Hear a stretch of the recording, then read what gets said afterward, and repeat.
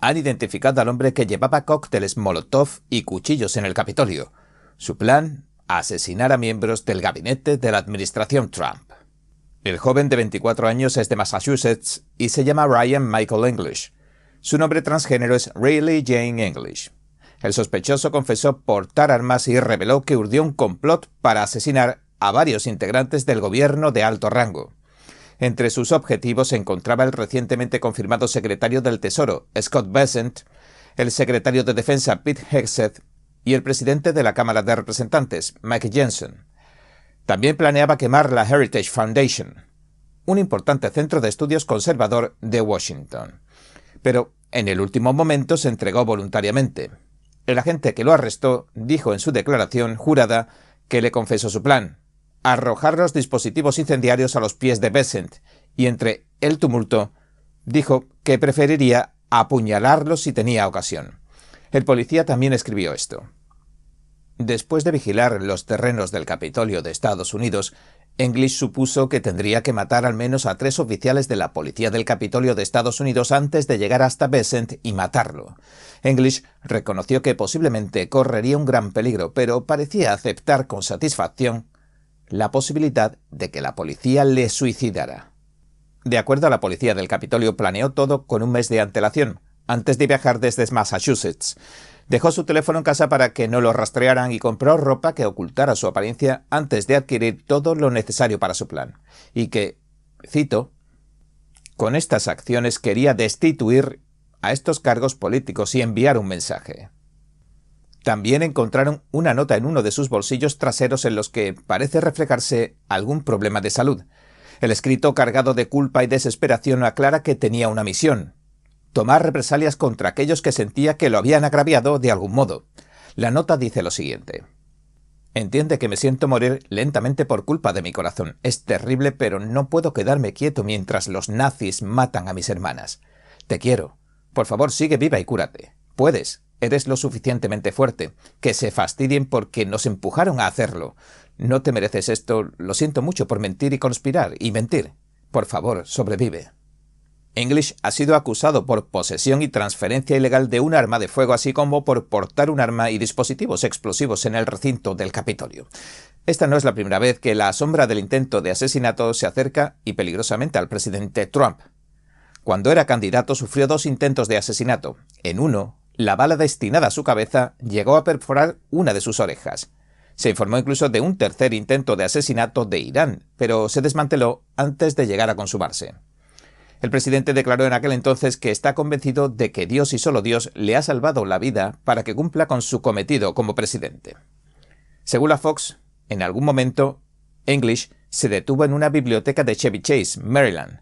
Allí consultó publicaciones en Reddit, en las que se mencionaban las audiencias de confirmación de Bessent, y urdió su plan definitivo.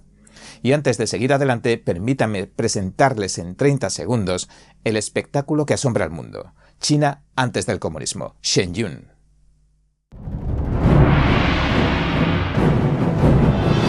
Un espectáculo realmente importante para cada uno de nosotros.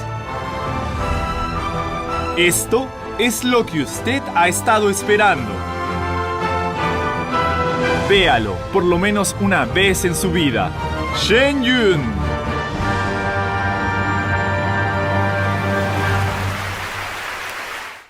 Estados Unidos ha emitido una advertencia de viaje del nivel más alto.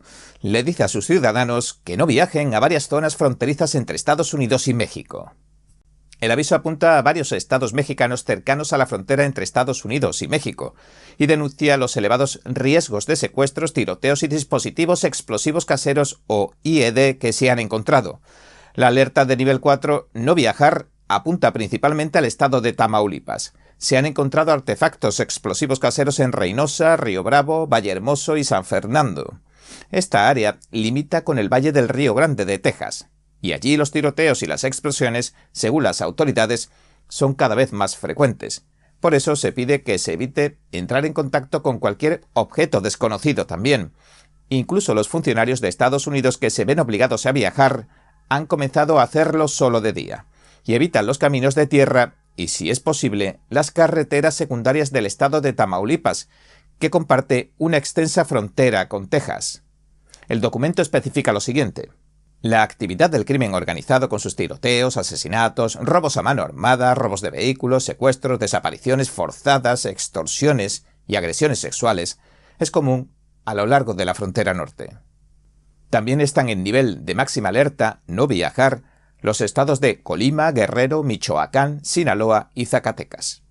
Otros estados como Baja California, Chiapas, Chihuahua, Guanajuato, Jalisco, Morelos y el estado de Sonora están bajo designaciones de nivel 3, reconsiderar viajes.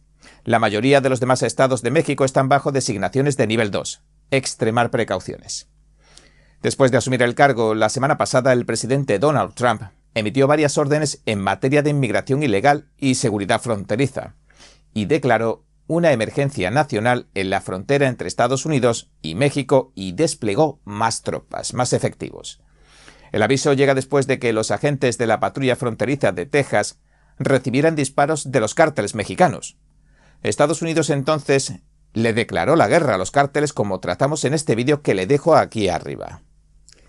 Y en este marco, Trump decía que a partir de mañana sábado, las importaciones de México y Canadá van a tener que pagar una fuerte tasa adicional.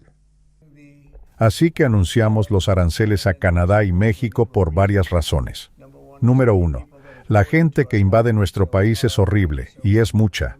2. Las drogas como el fentanilo y todo lo demás que está entrando en nuestro país. Y 3. Estamos dándole muchos subsidios a Canadá y México, lo cual nos provoca déficit. Así que le impondré un arancel del 25% a Canadá y otro del 25% a México. Nos vemos obligados porque sufrimos un gran déficit con esos países. Estos aranceles pueden subir o no con el tiempo. Pero la administración Trump dice que no se trata de aranceles o no de aranceles al uso.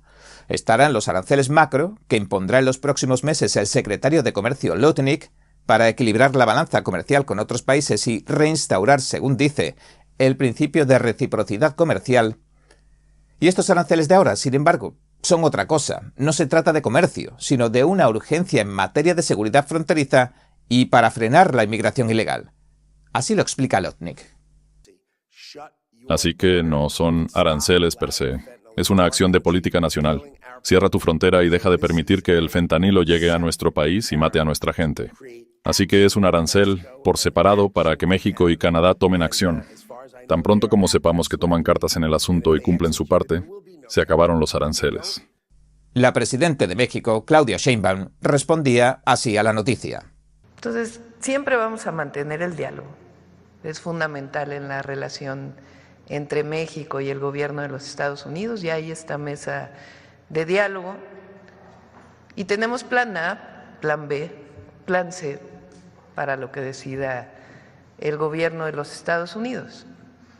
Ahora es muy importante que sepa el pueblo de México que siempre vamos a defender la dignidad de nuestro pueblo, que siempre vamos a defender el respeto a nuestra soberanía y un diálogo como iguales, como siempre lo hemos mencionado, sin subordinación. Vamos a esperar.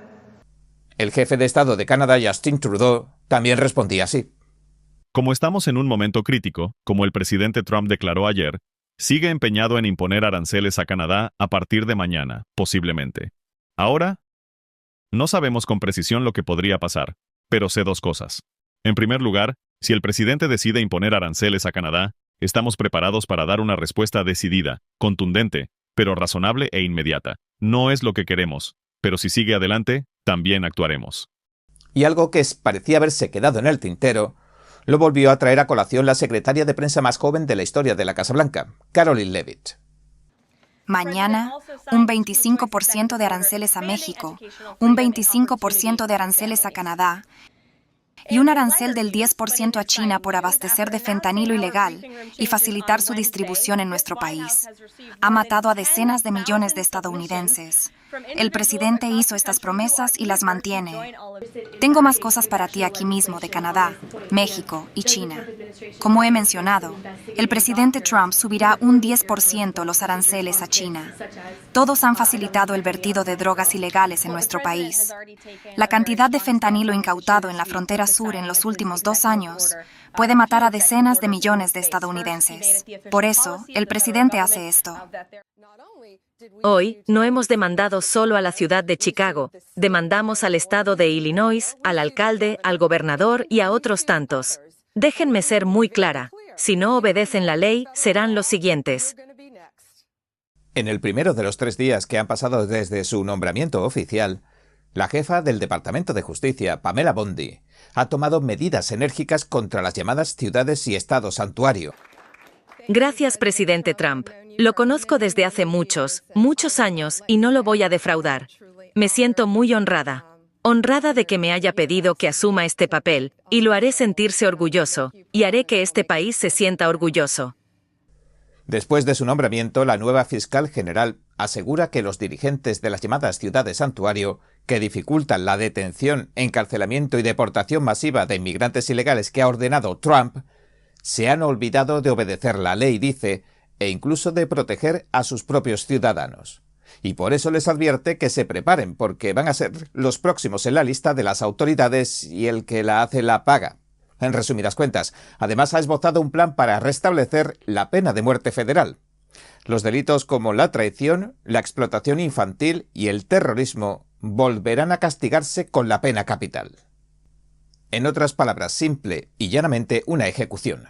La directiva levanta la prohibición federal de la pena de muerte para los peores criminales de Estados Unidos y ha ordenado que el departamento reevalúe los casos para los que la administración anterior decidió no pedir la pena de muerte.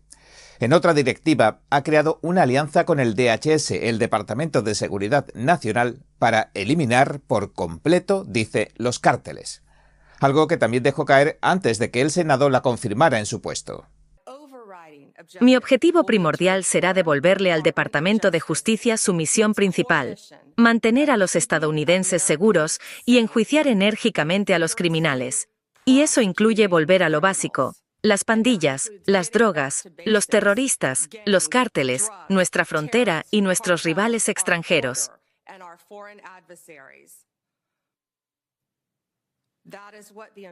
Eso es lo que el pueblo estadounidense espera, y eso es lo que se merece del Departamento de Justicia. Si me confirman, haré todo lo que esté a mi alcance y será mi mayor responsabilidad hacer que Estados Unidos vuelva a ser seguro.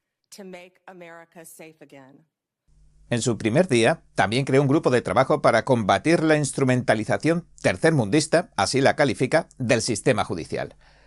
Y ha empezado por ordenar la revisión de los casos de Trump y de los 1.500 acusados del 6 de enero. Le dejo aquí un enlace a un artículo por si quiere informarse mejor. Bondi también asegura que se emplearon tácticas de investigación inapropiadas y que los procesamientos carecieron de ética. También investigará los procesos de los que han juzgado por protestar en las clínicas abortistas o en sus cercanías y las represalias que se puedan haber tomado contra las personas que han denunciado los delitos que se cometen en los organismos públicos. Voy a restablecer la integridad del Departamento de Justicia y voy a combatir la violencia criminal en todo el país y en todo el mundo, y a hacer que Estados Unidos vuelva a ser grande.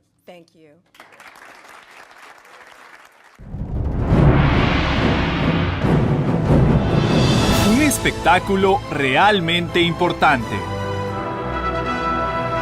para cada uno de nosotros. Esto es lo que usted ha estado esperando. Véalo por lo menos una vez en su vida. Shen Yun.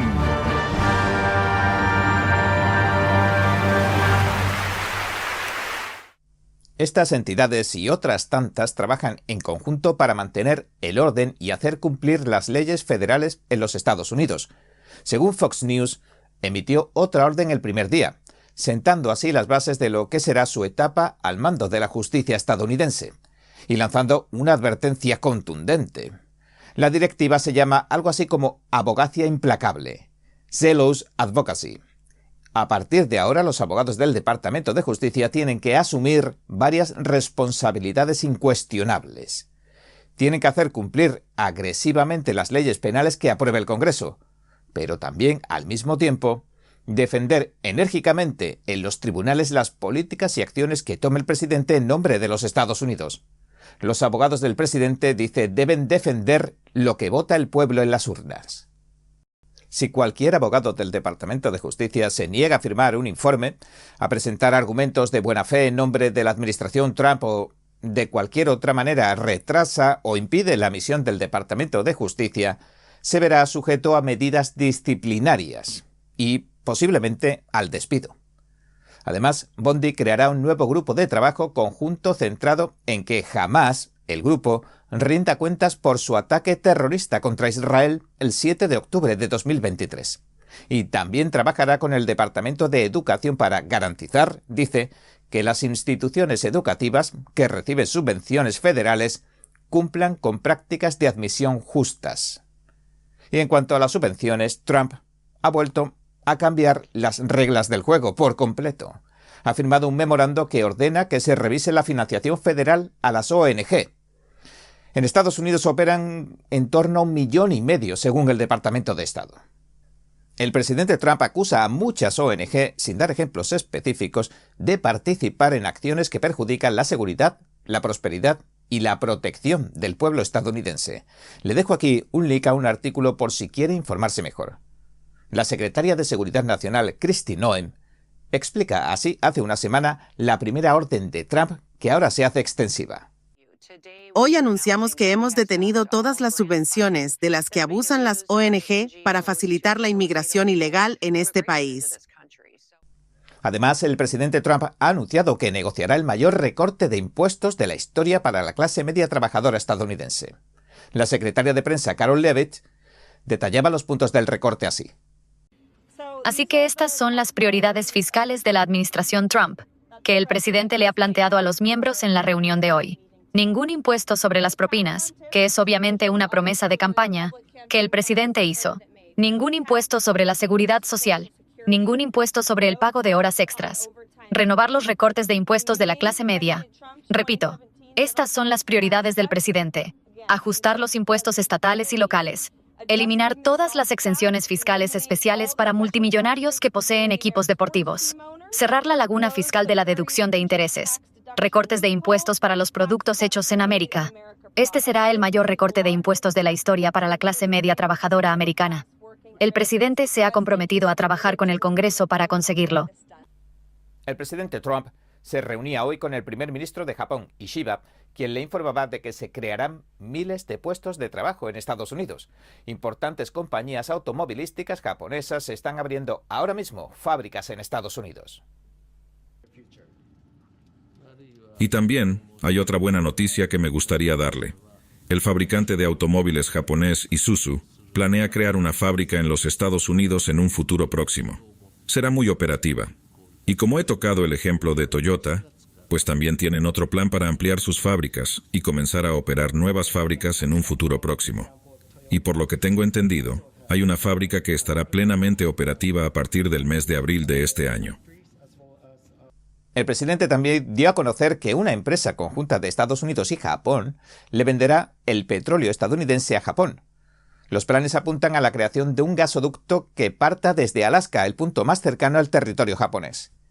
El primer ministro Ishiba también dice que está dispuesto a aumentar la inversión de Japón en Estados Unidos hasta un total de $1 billón de dólares. Y poco antes de esto, el presidente Trump hablaba del lema de que Estados Unidos es una nación bajo Dios. El elemento con el que todos van a ser felices. La gente con la religión va a ser feliz de nuevo, porque realmente creo que no se puede ser feliz sin religión, sin esa creencia. Lo creo de veras. Simplemente no veo cómo se podría hacer. Así que recuperemos la religión. Traigamos a Dios de vuelta a nuestras vidas. Muchas gracias a todos. Bien, este ha sido nuestro informe de hoy. Gracias por sintonizarnos. Si le gusta nuestro programa, por favor no olvide darle a me gusta, suscribirse y compartirlo. Gracias de nuevo por ver En Primera Plana. Nos vemos la semana que viene. Recuerden, el domingo, el semanal.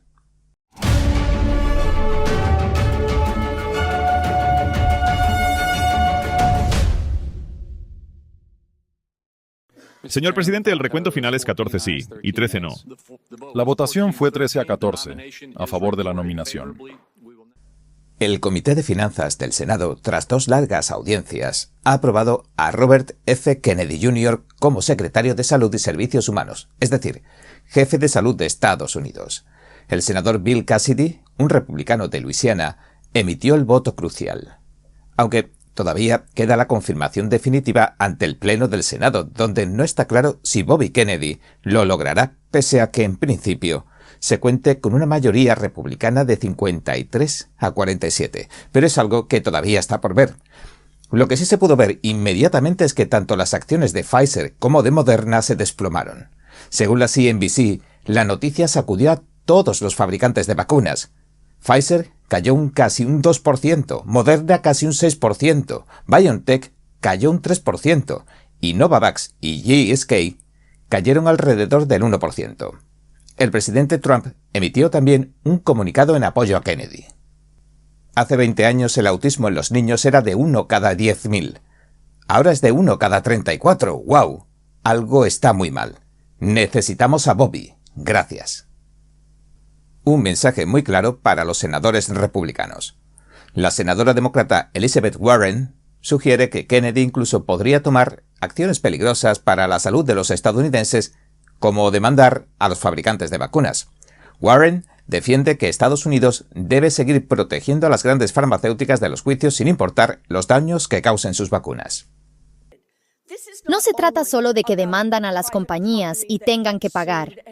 Los fabricantes de vacunas suelen operar con márgenes de beneficio muy reducidos. Si los demandan una y otra vez, con éxito, simplemente dejan de hacer vacunas. Ya hemos visto qué ha pasado antes. Durante las audiencias se dio a conocer, a través tanto de Robert F. Kennedy Jr. como de las redes sociales, que varios senadores como Warren recibieron ingentes cantidades de dinero en donaciones de las farmacéuticas.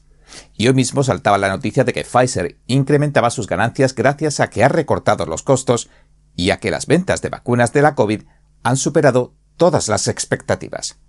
Cito, dice, la vacuna de la COVID, que en su día generó casi 38.000 millones de dólares al año, ha generado ventas por 3.380 millones de dólares en el trimestre, superando las expectativas en unos 280 millones de dólares. Fin de la cita. Luego, como mencionamos, llegó la noticia de que Bobby Kennedy avanzaba en su votación en el Senado y las operaciones del gigante farmacéutico se volvieron negativas. Y siguiendo con Pfizer, para no aburrirlos con todas las farmacéuticas, encontramos también esto sobre la era pre-COVID y la era COVID. Pueden ver en verde claro los datos de la vacuna Comirnaty de la COVID. Durante la era COVID, en 2022, los ingresos totales de la empresa superaron los 100.000 millones de dólares estadounidenses por primera vez, un récord entre los fabricantes de medicamentos mundiales. Además, las vacunas forman parte de la Innovative Health, el proyecto más grande de Pfizer. También es verdad que las vacunas infantiles, por ejemplo, suelen ser más económicas que las vacunas de nueva generación o las vacunas contra enfermedades emergentes. Pero esto no quiere decir tampoco que los márgenes de beneficio sean bajos, de ninguna manera. Y debido a que se administran en un núcleo de población estable, es decir, a los niños, pueden generar ingresos consistentes. Las vacunas para la gripe también pueden generar márgenes de beneficio considerablemente buenos, aunque el mercado, si bien es verdad, está más saturado. Los precios, por ejemplo, de las vacunas tropicales y poco comunes son más altos y hay poca competencia, así que el margen de beneficios también sube. Las vacunas para la hepatitis B, el papiloma, etcétera, etcétera, también producen beneficios considerables. El gobierno chino sabía, sin duda, que en septiembre el virus ya estaba circulando. La misma semana, Bill Gates, que supervisaba la simulación del evento 2011, compró 1,1 millones de acciones de la vacuna BioNTech, que luego se convirtió en la vacuna Pfizer. Luego vendió casi todas esas acciones 2 años después, con una ganancia de 242 millones de dólares. Y una semana después, anunció que la vacuna no funcionaba.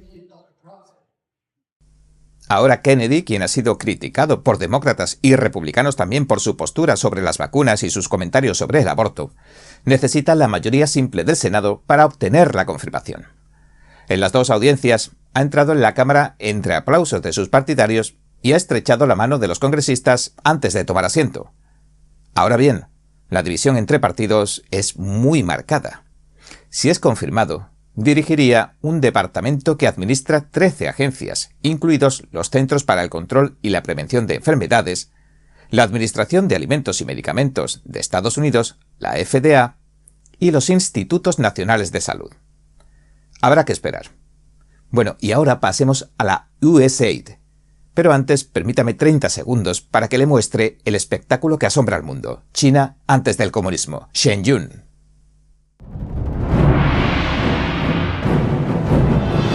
Un espectáculo realmente importante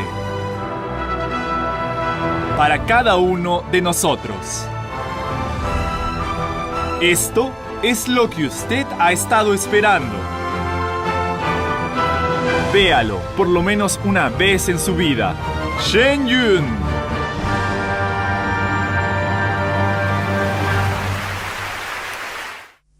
Bienvenidos otra vez. Y ahora sí, hablemos de la USAID.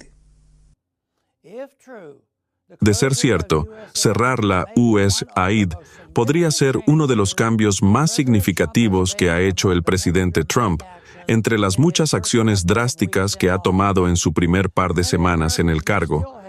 Muchos estadounidenses todavía pueden tener la idea de que la USAID es una agencia gubernamental que entrega ayuda en lugares de desastre en el extranjero. Puede que aún recuerden los sacos de arroz o cereales con el logotipo de USAID, pero eso no es USAID. USAID es un componente clave de las operaciones para cambiar los gobiernos que perpetra en todo el mundo el gobierno estadounidense. USAID gasta miles de millones de dólares cada año en apuntalar ONGs en el extranjero, que funcionan como gobiernos en la sombra, para destruir los gobiernos elegidos por su pueblo, que los intervencionistas estadounidenses quieren derrocar. Detrás de la mayoría de los desastres que genera la política exterior estadounidense en el extranjero, se ven las huellas dactilares de la USAID. De Ucrania a Georgia y mucho más allá, USAID se entromete en los asuntos internos de países extranjeros. El excongresista Ron Paul asegura que desde que el presidente Trump ha congelado las actividades de la USAID, la Agencia de Caridad Internacional de Estados Unidos, los medios de Ucrania no pueden mantenerse a flote. La USAID, el gobierno de Estados Unidos, financia a casi el 90% de los medios ucranianos. Después los medios ucranianos difunden lo que le dice el gobierno. Ron Paul lo califica como propaganda pura, y los medios estadounidenses, a su vez, y los occidentales, replican lo que publican los medios ucranianos. Por último, los congresistas leen esa información en los periódicos y toman sus decisiones. Pero USAID no es solo el negocio de la desinformación. Elon Musk informó recientemente, en un artículo del New York Post sobre X, de que la USAID concedió $53 millones a EcoHealth Alliance para pagar la investigación de ganancia de función sobre el coronavirus en el laboratorio de Wuhan. ¿La USAID pagó la COVID? Los estadounidenses tienen derecho a saberlo. El exparlamentario concluye diciendo que la USAID debería auditarse de arriba abajo, que es lo que se está haciendo, porque los estadounidenses dicen que merecen saber exactamente lo que se hace en su nombre. El secretario de Estado Marco Rubio, ahora a cargo de la USAID, a la que Elon Musk está auditando y ya ha calificado como una organización criminal, también dijo esto. Básicamente se han convertido en una agencia que cree que ni siquiera son una agencia del gobierno de Estados Unidos, que son una organización benéfica mundial, que toman el dinero de los contribuyentes y lo gastan como una organización benéfica mundial, independientemente de si es de interés nacional o no. Una de las quejas más comunes que recibirás, si vas a embajadas de todo el mundo de funcionarios del Departamento de Estado y embajadores y similares, es que USAID no solo no coopera, sino que socava el trabajo que estamos haciendo en ese país. Apoyan programas que molestan al gobierno anfitrión, con el que intentamos trabajar a mayor escala, etc. Así que son completamente insensibles. Simplemente no consideran que trabajan para los Estados Unidos. Simplemente piensan que son una entidad global y que su amo es el mundo y no los Estados Unidos. Hay cosas que están ocurriendo en USAID. en cuya financiación no deberíamos participar o sobre las que tenemos muchas dudas, pero no cooperan en absoluto, así que no tuvimos más remedio que tomar medidas drásticas para poner esto bajo control. Todavía no está claro si en un futuro las ayudas al extranjero se realizarán desde el Departamento de Estado o desde una USAID reformada. Pero esto decía el presidente Trump. Mira todo el fraude que ha encontrado en este USAID. Es un desastre lo que la gente, lunáticos radicales de izquierda, han hecho cosas que nadie creería. Todo el asunto con 100 millones gastados en ya sabes qué, con dinero que va a todo tipo de grupos que no se merecen recibir ningún dinero. Me gustaría ver cuáles son los sobornos y cuánto dinero se ha devuelto. ¿Quién se gastaría esa cantidad de dinero en algunas de las cosas sobre las que lees y leo y veo cada noche en las noticias? Y cada mañana cuando leo los periódicos, ¿quién se gastaría dinero en eso? Yo diría esto, la gente que recibió todo ese dinero, ¿se lo devolverá a la gente que se lo dio al gobierno? Para mí todo esto es muy, muy corrupto. Y veamos ahora algunas de las cosas en las que se han gastado el dinero. Son estas, según decía la secretaria de prensa Karoline Leavitt. A través de la USAID en los últimos años, estas son algunas de las locas prioridades en las que esa organización ha estado gastando dinero. 1,5 millones de millones para impulsar la DEI en los centros de trabajo de Serbia. 70,000 para la producción de un musical sobre DEI en Irlanda. 47,000 para una ópera transgénero en Colombia. 32,000 para un cómic de transexuales en Perú. No sé ustedes, pero como contribuyente americano, no quiero que mis dólares se destinen a esta basura, y sé que el pueblo estadounidense tampoco. Y eso es exactamente lo que el presidente Trump ha encargado a Elon Musk, que destape el fraude, el despilfarro y el abuso de nuestro gobierno federal. ¿Y usted qué opina de todo esto? Déjemelo en los comentarios, por favor. Rubio visitó Panamá para tratar el tema de que China ha tomado posesión de sus puertos de entrada y salida. Poco después, su presidente Mulino rompía su acuerdo comercial con China, lo que se tomó como una victoria. Luego también visitó El Salvador, donde saludó a la familia del presidente Nayib Bukele. Bukele escribió algo sobre USAID también en su red social. Dijo esto.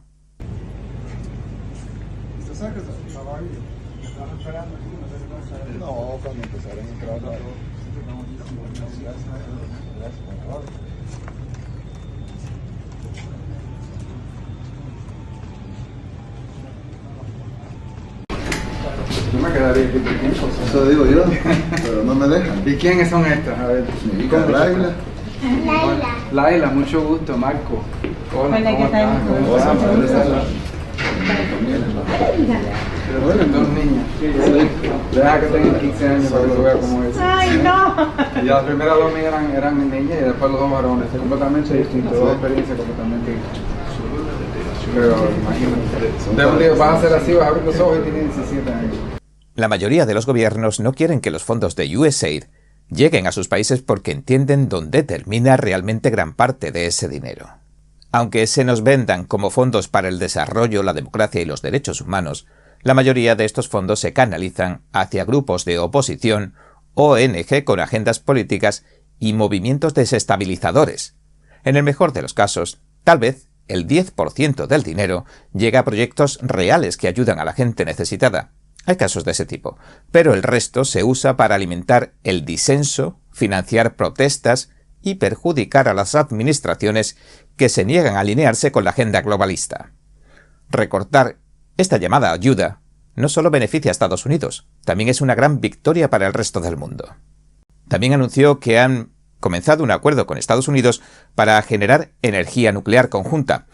Y también escribió que ha ofrecido su megacárcel CECOT para los delincuentes de Estados Unidos a cambio de una tarifa económica para Estados Unidos, pero que haría sostenible todo el sistema penitenciario del país. Sobre todo por el presidente Donald Trump, como el Estado profundo, una mezcla de burocracia y élites, nunca ha sufrido una presión tan enorme como la de hoy en día. Y es que el Departamento de Eficiencia Gubernamental del nuevo gobierno de Donald Trump ha destapado una escandalosa fuga de gastos de 4.000 millones de dólares por día. Es decir, el llamado Estado profundo habría dejado de ingresar 4.000 millones de dólares por día.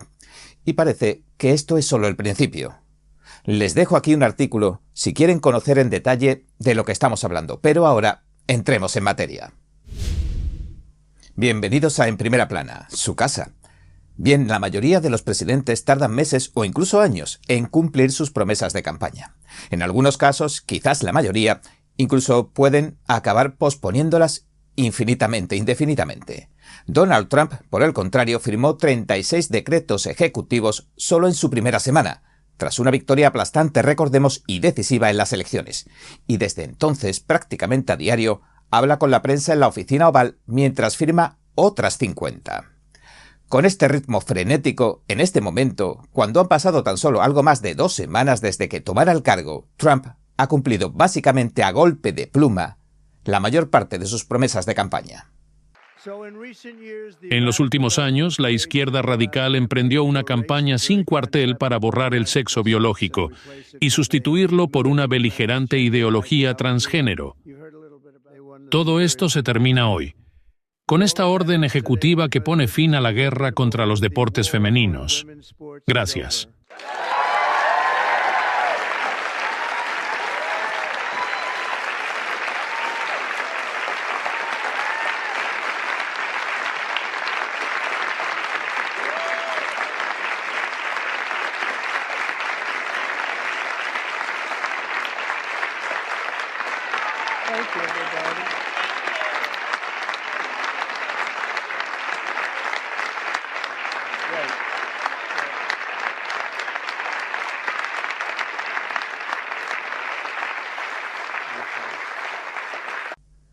Así, firmaba ayer otro decreto ejecutivo que restituye la sola participación de niñas y mujeres en los deportes femeninos y restaura la prohibición de que los hombres entren en los vestuarios femeninos. Trump también advirtió que si las escuelas o las universidades no cumplen con el mandato presidencial, se quedarán sin subsidios. Este recorte de fondos gubernamental supondría, en algunos casos, el cese de algunas o de muchas de sus actividades o incluso, en casos extremos, el cierre. Y este es solo uno de los ejemplos de los más recientes. Si quieren informarse más en profundidad de esto, les dejo aquí un artículo. Y ahora, permítame solo 30 segundos para presentarles el espectáculo que asombra al mundo. China antes del comunismo, Shenyun.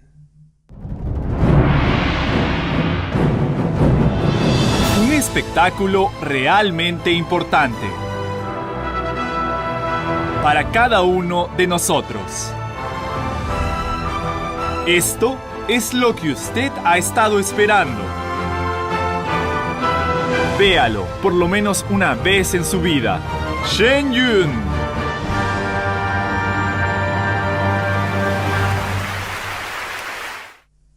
Bienvenidos otra vez. Y mientras pasa todo esto, otras agencias de toda o casi toda la vida y otras tantas fuentes de financiación se están investigando, auditando y cerrando día tras día y hora tras hora. El USAID, del USAID, salieron cientos de, simplemente, tremendas cantidades de dinero que no tenían nada que ver con nada. Esto es terrible. De hecho, Trump, antes que nada, congeló la contratación de más funcionarios, sacó a Estados Unidos de organizaciones mundiales como la OMS y clausuró toda la maquinaria de gasto estadounidense durante días antes de que interviniera un juez federal. Pero ni siquiera eso detuvo la presión para cerrar los grifos. Hizo falta que interviniera un segundo juez y al final todo ha vuelto al punto de partida. Pero incluso en aquel momento solo se trató del principio. Desde que entró, se ha propuesto reducir de manera significativa el volumen de los empleados estatales. Envió una carta a más de 2 millones de funcionarios estatales dándoles la opción de cobrar 8 meses de sueldo si renuncian hoy mismo. Solo tienen que escribir dimitir y pulsar reenviar. Si no lo hacen, advierte que no se va a trabajar como antes y que va a haber una revisión profunda de los estándares laborales. Porque como todo el mundo sabe, la mayor parte del tiempo no están trabajando. No son muy productivos. Y es injusto para los millones que trabajan duro en los Estados Unidos, que trabajan en sus lugares de trabajo, no desde su casa. Como empleados federales deben cumplir un alto estándar. Están representando a nuestro gobierno, están representando a nuestro país, Si el 6 de febrero no están de acuerdo en que deben presentarse a trabajar en su oficina, van a ser despedidos, y por lo tanto estaremos reduciendo nuestro gobierno, que es algo que los últimos 10 presidentes han intentado hacer por todos los medios, pero han fracasado. En resumen, parece que si se quedan y no cumplen con el nuevo estándar, tendrán que pensar en dedicarse a otra cosa, y sin 8 meses de paga. Algunos dicen que se espera que al menos un 10% se marche, pero podría ser más o incluso menos. Mañana se sabrán las cifras exactas. Algunos sindicatos de trabajadores han presentado ya una demanda contra este revolucionario plan de despidos de la administración Trump que ofrece indemnizaciones a los funcionarios federales. Les dejo aquí un artículo si quieren informarse mejor de esto. Y es que Trump, poco después de la investidura, le pidió al equipo del multifacético Elon Musk, el Doge, que averiguara lo que estaba pasando con lo que parecía ser un despilfarro del dinero de los contribuyentes. El millonario cerebro detrás de SpaceX instaló sofás cama en el 5º piso de la oficina de gestión de personal y echaron al jefe de personal. El plan fue trabajar 24 horas al día, 7 días de la semana para hacer el trabajo sin salir nunca de las oficinas. Esta es una orden para crear y poner en marcha el Departamento de Eficiencia Gubernamental, el DOGE. Muy bien, esta es una de las grandes. ¿Tendrá Musk una oficina en el ala oeste? No. Tendrá una oficina con 20 personas que contrataremos para asegurarnos que pone en marcha esto. La administración Trump no ha dejado de emitir estas órdenes ejecutivas, más de 300 en tan solo los 10 días primeros. Congelaron regulaciones y gastos, emitieron una anulación universal contra todas las políticas de DEI, diversidad, equidad, inclusión, y abolieron cosas como la afirmación de género en los menores. Mientras tanto, el mundo observaba con asombro. Luego proclamaron que ninguna agencia gubernamental podría volverle a decir a los medios privados de comunicación y a las cuentas de redes sociales lo que deberían hacer y cómo deberían hacerlo, ni directa ni indirectamente a través de terceros. Prohibieron todas las acciones gubernamentales en favor del antes engrandecido movimiento transgénero e ilegalizaron la castración química y quirúrgica de adolescentes, la mutilación, y el mundo seguía observando atónito. Algunos criticaron que Trump se estaba comportando como un autoritario, pero la mayoría silenciosa permaneció silenciosa otra vez. Según Trump, ya se hizo escuchar en noviembre en las elecciones. Los que contestaron a las críticas dijeron con sorna que debe tratarse del primer líder autoritario de la historia empeñado en reducir el tamaño del Estado y restarle poder. Vamos a eliminar cientos y miles de millones de gastos fraudulentos. Solo puedo decirle, y darle una pequeña primicia, están encontrando cosas que no creería. Vamos a tratar de ahorrar 2 billones. Sin perjuicio alguno. En realidad, mejorará la vida de la gente sin perjuicio alguno. Trump, mientras tanto, relanzaba su promesa de 2016 de drenar el pantano, pero esta vez parece haber aprendido varias lecciones e ir totalmente en serio. Además, todo el personal de la Agencia de Estados Unidos para el Desarrollo Internacional, la polémica USAID, encargada de las donaciones al extranjero, se va a poner en licencia administrativa a nivel mundial a todo este personal a partir del viernes. Solo se quedan aquellos que desempeñan funciones esenciales. Les dejo aquí un artículo si quieren informarse mejor. Y es que lo de la USAID se ha convertido en una verdadera batalla entre demócratas y republicanos. ¿Recuerdan que hace un minuto mencionaba que Elon Musk tomó control de la Oficina de Gestión de Personal? Pues el verdadero gran desafío consistió en llegar a la fuente de la generosidad. Un grifo que derramaba tanto dinero que estaba creando $1 billón con B de dólares en deuda cada 100 días. Sí, han escuchado bien. 1 billón cada 100 días. Esto no es algo de ahora, sino que ha ido empeorando década tras década. La idea del DOGE, el Departamento de Eficiencia Gubernamental de Musk, según dice, es llegar al fondo del asunto. Sin embargo, no todos están de acuerdo. El representante Sean Casten no confía en que se dé acceso a Elon Musk y al grupo de trabajo DOGE de la Casa Blanca a datos clasificados del Departamento del Tesoro. Dar la información confidencial a personas que no han sido investigadas y que podrían trabajar, de algún modo, para gobiernos extranjeros implica enormes riesgos para la seguridad nacional. No puedo enfatizar lo importante que es esto. El secretario del Tesoro, Scott Bessent, respondió hoy mismo a la presión mediática y de los demócratas de la oposición. Asegura que investigó personalmente a los empleados del Tesoro del equipo de eficiencia gubernamental de Elon Musk, que les dio acceso de solo lectura a los datos de pago federales y que no ha habido retoques, así lo calificó, con los sistemas de pago del departamento. Antes, hace algunos días, cuando todo empezó, el equipo de Musk se dirigió al Tesoro de Estados Unidos y anunció una auditoría de todo el gobierno al completo. Pero para llevarla a cabo, necesitarían los datos de acceso al sistema. Descubrieron que todo el gobierno estaba operando con pagos automáticos, que a todo el que le pedía dinero se le autorizaba sin más. Miles de millones de dólares, estamos hablando, han fluido sin ningún control, incluso hacia regímenes enemigos. Es decir, hay todo un enjambre de donaciones poco claras, inconcebibles y alarmantes. Así que acabar con eso, según dijeron, se convirtió en la mayor de las prioridades. Pero, ¿qué encontraron? Pues se encontraron con un jefe interino del Tesoro de Estados Unidos llamado David A. Lebrick. Resultó ser la persona de mayor rango en la administración pública. Le habían ascendido el 20 de enero. Antes su jefe era un emigrado nigeriano llamado Wally Adeyemo.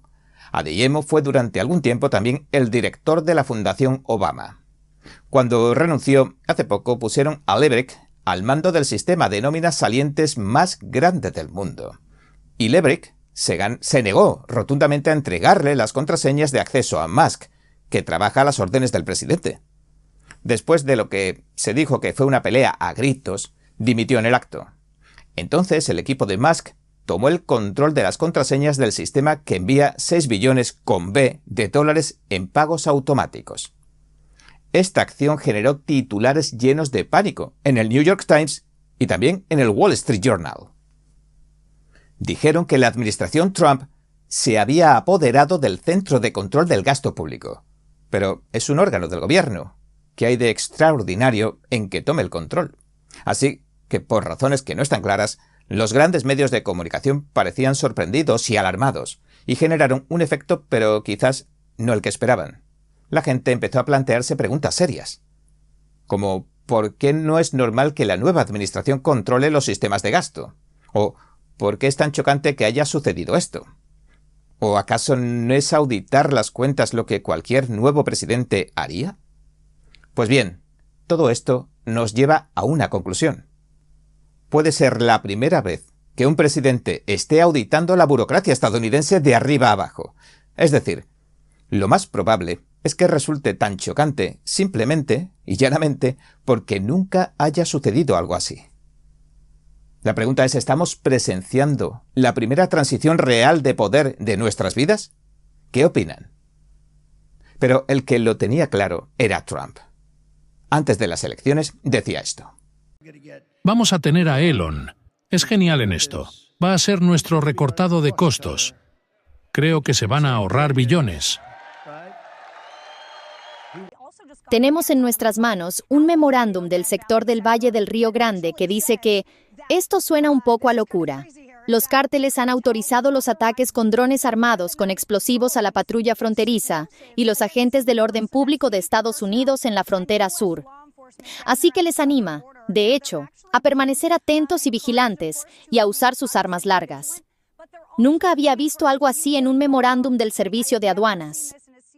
El memorando interno que dice que ha conseguido esta reportera de Newsmax reflejaría un fuerte aumento de la violencia en la frontera entre Estados Unidos y México.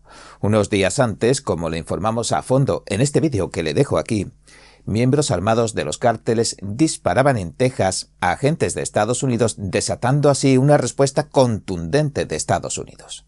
El Departamento de Estado también emitía poco después una advertencia de nivel 4. Los estadounidenses no deben viajar a varios estados mexicanos fronterizos donde aumenta la violencia y la inseguridad por la rivalidad entre cárteles. Parece que las cosas se precipitan. Ahora les pido que hagamos un poco de memoria. En la Conferencia Nacional Republicana de noviembre, Tom Homan, el zar fronterizo de la nueva administración, anticipaba esto. Quiero dar un mensaje, como alguien que se ha pasado 34 años deportando extranjeros ilegales. Tengo un mensaje para los millones de extranjeros ilegales que Joe Biden ha liberado en nuestro país violando la ley federal. Lo mejor será que empiecen a hacer las maletas ya. No se equivocan. Se van a casa. Tengo otro mensaje. Otro mensaje para los cárteles criminales de México. Traficaron con fentanilo por todo el país para matar a 148,000 jóvenes americanos. Habéis matado a más americanos que todas las organizaciones terroristas del mundo juntas. Cuando el presidente Trump vuelva a la oficina, os va a designar como organización terrorista y os va a borrar de la faz de la tierra. Estáis acabados. Estáis acabados. Eli. Y de hecho, ya ha designado a los cárteles como terroristas. El fin de semana, el presidente Trump anunciaba un ataque quirúrgico de precisión contra terroristas del Estado Islámico, el ISIS, en Somalia. Y el jefe del ejército de Estados Unidos decía esto en televisión después de que dispararan a la patrulla fronteriza. Déjenme ser claro. Todas las opciones están sobre la mesa. Cuando tratamos con lo que se consideran organizaciones terroristas extranjeras que atacan, específicamente, a estadounidenses en nuestra frontera. Y mientras crecen las apuestas sobre si Estados Unidos lanzará ataques militares contra los cárteles, Trump movía la siguiente ficha en el tablero económico. Anunciaba un aumento de los aranceles del 25% a los productos tanto mexicanos como canadienses, así como un aumento del 10% a los productos chinos. El presidente Trump considera que no están haciendo lo suficiente para frenar la inmigración ilegal, las actividades criminales de los cárteles y el tráfico de personas y drogas como el fentanilo. Sobre todo esto último, el fentanilo, un opioide sintético letal 100 veces más potente que la heroína, cuyos químicos fabrica China, el mayor rival de Estados Unidos, luego los envía a los cárteles que fabrican e introducen el fentanilo tanto desde Canadá como desde México. El recién nombrado secretario del Interior, Doug Burgum, lo explica así. No se trata de una guerra comercial con Canadá, México o China. Se trata del fentanilo. Hemos sufrido una invasión masiva de nuestro país. Hemos sufrido muchas bajas. Perdemos a casi 300 personas al día por muertes por sobredosis. Es una tragedia. El presidente Trump quiere que se termine. Hoy Trump volvía a reunirse con el primer ministro Trudeau de Canadá, con el que tiene un tira y afloja, y con la presidenta Sheinbaum de México, con la que se lleva mejor, para tratar el tema de los aranceles, que en realidad es un tema, como mencionaron, de seguridad fronteriza. Ambos mandatarios habían advertido que tomarían represalias arancelarias contra Estados Unidos si Trump seguía adelante. Y mañana, Trump pensaba dar luz verde a las subidas anunciadas del 25%. Ahora recordemos que más del 80% de las exportaciones de México van a parar a Estados Unidos. El roto que harían los aranceles de Trump en la economía de su vecino del sur sería colosal. Canadá también tiene una gran dependencia del mercado estadounidense, pero prefiere jugar todavía la baza de los 150.000 millones, con su subida del 25% también. Pero por el contrario, el daño que pueden hacer las medidas económicas de México e incluso de Canadá en Estados Unidos no parecen comparables ni de lejos. Trump también ha dicho que aunque hubiera algunas pérdidas al principio, es una victoria garantizada a largo plazo y que los aranceles solo podían empeorar para México y Canadá con el tiempo si no entraban en razón. En este punto podríamos recordar lo que decía el Nobel de Economía, Milton Friedman. Un arancel es un impuesto, pero su propósito no es solo generar ingresos, sino hacer que una nación sea económicamente independiente de otras y lograr que sus ciudadanos dependan unos de otros, en lugar de depender de entidades extranjeras. Antes de continuar, permítanme ahora 30 segundos para enseñarle el espectáculo que asombra al mundo. China antes del comunismo, Shenyun.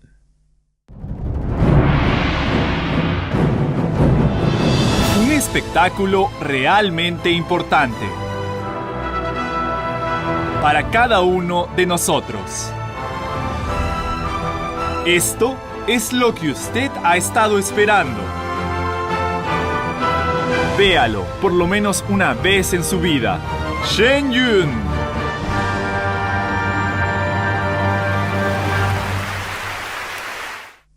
Bienvenidos otra vez. Durante la reunión virtual Trump-Sheinbaum se informaba de que el ejército mexicano detenía al número 2 del cártel del noreste, el Ricky, como prueba de buena voluntad. Al término de la reunión, Trump declaraba que iniciaba conversaciones con México para llegar a un acuerdo más definitivo y que iba a suspender de momento los aranceles del 25% por un mes. Mientras tanto, México se compromete a enviar 10.000 soldados a la frontera para detener el flujo de inmigrantes ilegales y el tráfico de drogas, especialmente de fentanilo. No se sabe cuánto durará esta cooperación ni si se alcanzará algún acuerdo, porque la Casa Blanca se había mostrado tajante en un comunicado previo donde aseguraba lo siguiente. Los cárteles mexicanos tienen una alianza intolerable con el gobierno de México. Esta alianza pone en peligro la seguridad nacional de los Estados Unidos y debemos erradicar la influencia de estos peligrosos cárteles del entorno bilateral. El gobierno de México ha proporcionado refugios seguros a los cárteles para que se dediquen a la fabricación y el transporte de drogas ilícitas, que en conjunto han provocado la muerte por sobredosis de cientos de miles de víctimas estadounidenses. Los cárteles mexicanos también están implicados en operaciones de tráfico y trata de personas, lo que permite la migración ilegal de millones de personas a través de nuestras fronteras. Estas operaciones a menudo están vinculadas al crimen organizado y crean vías para que las actividades de los cárteles se expandan a los Estados Unidos. Además, los delincuentes violentos originarios de América Central y del Sur transitan fácilmente hacia y a través de México y hacia los Estados Unidos, donde causan daños irreparables a nuestros ciudadanos. Estos peligrosos delincuentes están involucrados en la violencia relacionada con las drogas, la actividad de las pandillas y otros delitos que ponen en peligro la seguridad de las comunidades estadounidenses. Y Sheinbaum, tras el comunicado, había respondido así. Pero aún más irresponsable, terriblemente irresponsable, es que la Casa Blanca emite un documento donde dice que hay vínculos entre el gobierno de México y la delincuencia organizada. En cuanto a Canadá, Trump decía el domingo antes de abordar el Air Force One lo siguiente. Me encantan los canadienses, pero estoy en desacuerdo con sus líderes. Algo va a pasarles allí, si se andan con juegos. No me importa, podemos jugar a todo. Con México hemos mantenido conversaciones muy buenas. Esto es en represalia a los millones de personas que entran a nuestro país a través de México y Canadá. Pero no lo vamos a permitir. También escribió que Canadá no deja a los bancos estadounidenses operar en el país y sugirió que eso debería cambiar, y añadió esto. ¿De qué se trata todo? De muchas cosas, pero también es una guerra de drogas, y cientos de miles de personas han muerto en Estados Unidos a causa de las drogas que entran por las fronteras de México y Canadá. Y aclaremos que cuando Trump habla de guerra de drogas, se refiere a que están empleando las drogas como arma de guerra contra los estadounidenses, y por eso pretende parar el ataque. Mañana revisaremos con tranquilidad la conversación con Trudeau, pero los mercados ya han reaccionado y son un claro indicador. El valor del dólar canadiense se ha desplomado desde el anuncio de los aranceles de Trump. Esto incluso compensaría en parte la supuesta subida de precio que dice Trudeau que repercutirá en última instancia a los compradores estadounidenses. Mientras tanto, el secretario de Estado, Marco Rubio, visitaba Panamá, el canal de tránsito que, según denuncia la administración Trump, ha caído en manos del régimen de China. El enviado le advirtió que si la situación no se corregía rápidamente, Estados Unidos se vería obligado a tomar cartas en el asunto. El presidente de Panamá, José Raúl Mulino, anunciaba al término de la reunión con Rubio que Panamá no renovaría su acuerdo de la iniciativa de la Franja y la Ruta de 2017 con China, un programa internacional del régimen comunista chino que ha recibido muchas críticas. La comunidad internacional denuncia que su objetivo fundamental es la colonización de países en desarrollo, generando una deuda trampa impagable. El memorándum de entendimiento del año 2017 sobre la ruta de la seda de Belt and Road Initiative no será renovado por mi gobierno. Eso es así. Vamos a estudiar la posibilidad de si se puede terminar antes o no, pero creo que le toca en 1 o 2 años la renovación, porque es cada 3. Así que esa iniciativa que se firmó, cuando se firmó, en el tiempo que se firmó, no será renovada por mi gobierno. Bien, este ha sido nuestro informe de hoy. Mañana más. Si le gustó, por favor, no olvide darle a me gusta, suscribirse y compartirlo. Gracias por ver En Primera Plana. Nos vemos mañana.